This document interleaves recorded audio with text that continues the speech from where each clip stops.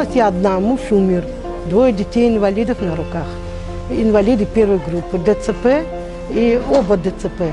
Поэтому в такой вот одна осталась, мне уже 70 лет. Я благодарю центр за помощь, за то, что они помогают в такое трудное время выживать.